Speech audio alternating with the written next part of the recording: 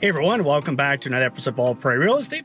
Obviously, we're not in the studio, we're in the car this time. It's budget in Canada, so let's give a quick rundown of what's going on my day. We'll jump back in the studio and we'll talk about what's in the budget for Canadian real estate. Of course, this wouldn't be a Bald Prairie Real Estate video without another terrible joke. At home, I've got an ant farm, and on that ant farm, one of the ants likes to dress up as a clown to cheer his friends up. He's an antidepressant ant. Terrible joke. Somebody give me a better one to use in a future video.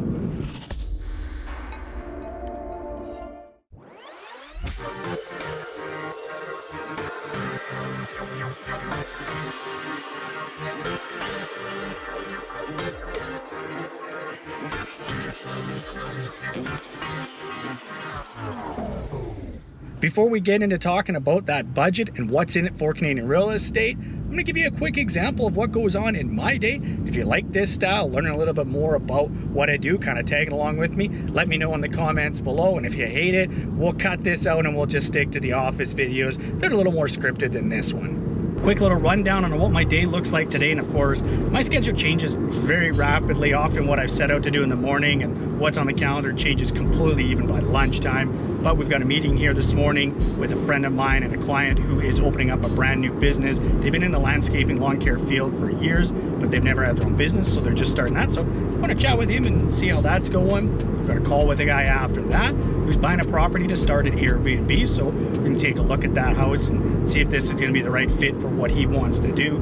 Then I'm going to have lunch with friends of mine at the Ackerman & Co team. They're a team within our office at Royal LePage, but they've got a brand new office that they just opened up. I think it's going to be stunning. Can't wait to check that out. And we're having lunch from Italian Star Deli. That's a local restaurant here in Regina, known very well for their fantastic sandwiches. And they've got a brand new panini, so I can't wait to try that one out. And then in the afternoon, I'm going to finish off the rest of this video, breaking down that budget and what's in it for Canadian real estate. I think it's going to be a lot of fluff, but we'll see if there's substance in it or not. I don't know, maybe I'll be completely wrong. And then I've got a bunch of showings in the evening with a young couple who just had their first kid and they're looking to buy a house to start their family.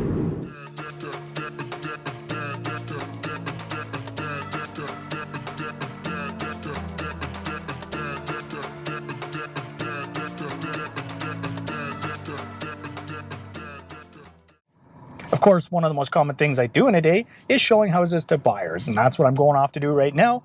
And usually I bring my co-pilot with me, Matilda. She likes coming along for the ride, get out, see new places. I usually open the window for her, but of course can't do that because you wouldn't be able to hear me. But she likes going along for the ride, sits, hangs out, chills out, doesn't really get too rammy. One thing I can't do though is show you the inside of these houses because I don't have the permission from the sellers to videotape the inside of their house. But if you would like me to add in as part of these videos, kind of a walkthrough as I'm going through houses, some of the things I see and what I look for, kind of take you along the ride with a buyer, let me know in the comments below and we'll see if we can make that happen.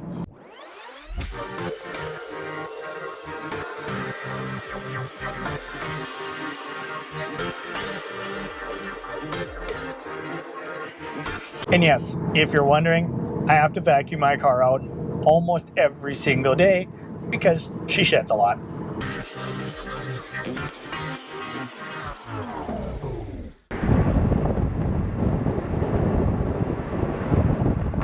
The three things I'm hearing that are going to be in the budget is going to be that ban on foreign buyers, but there's probably going to be a ton of exemptions that are going to make it almost completely useless. We'll see. The Canadian federal budget is now out, and it is time to talk with you about how it's going to impact you and the Canadian housing market. Let's go through point by point what they have introduced, and I'm going to be looking down at my notes. Don't worry though, my eyes on you, I'm focused on you, but let's get into it. The big showstopper in the Canadian federal budget as it pertains to the Canadian real estate market is the complete and utter ban, shutting the market, as they said, on foreign buyers, except those looking to make Canada home, permanent residents, foreign temporary workers, students, and those wanting to buy vacation properties. Outside of those, all foreigners are completely banned. As you can probably tell by my tone, this to me feels a lot more like political posturing than actual substantive policy. And this ban will take effect immediately, and it's going to be a 2-year ban. Next up is a $4 billion accelerator fund designed to help the construction of 100,000 new homes in Canada over the next 5 years. You know me, I'm all at supply. I want to see more homes built in Canada because I believe ultimately that's what's going to make a healthier market is more supply. We have far too much demand for far too few homes. So 100,000 homes sounds great. Over 5 years though, it's only about 20,000 homes per year.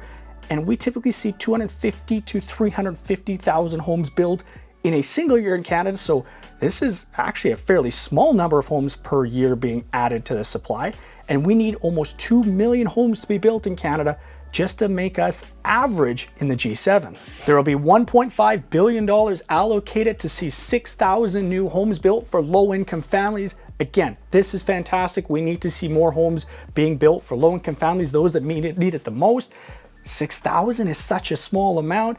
It feels like this was just one of those, we checked off the box for helping low-income families without actually really doing much. 6,000 homes is just such a small amount. Another $1.5 billion is being allocated as loans for those wanting to own homes in kind of a co-op situation. So not a lot of details on this other than allocating some money for loans towards it. If you are under 40 years old, now there will be a new tax-free savings account you can use for the down payment of a house where you can save up to $40,000 towards your down payment. I believe a couple can pool this together and make it $80,000. I haven't seen the fine print, but I believe that's how it works. Now, we already have tax-free savings accounts and you can use RRSPs as part of your down payment. So this is going to kind of work in conjunction with that. It feels kind of like an add-on program. I'm not sure if we need an additional tax-free savings account, but again, anything that is going to help first-time home buyers get into the market, I'm very happy to see. Just not sure if this is exactly a perfect program, but again, something is better than nothing. And if you do buy a house, they're going to double the tax credit that you can get back at the end of the year. Right now, if you buy a house, or more accurately, borrow hundreds of thousands of dollars, you can get a $750 tax credit at the end of the year to help offset those costs that you just took on. And soon it's going to be $1,500.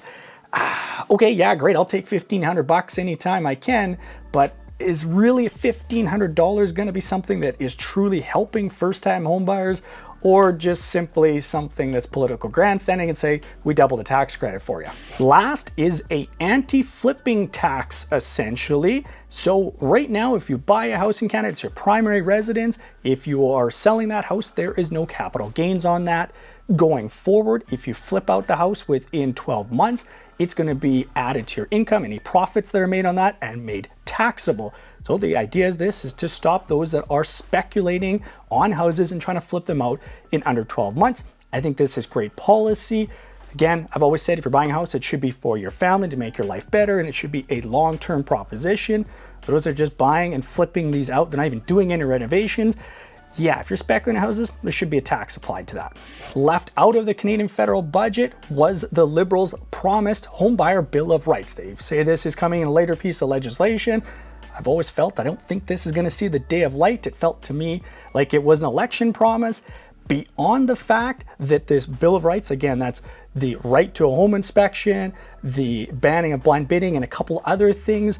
Well, real estate is provincially regulated, not federally regulated, so they're going to have to find a way to get the provinces on board on this or take jurisdiction away from the provinces.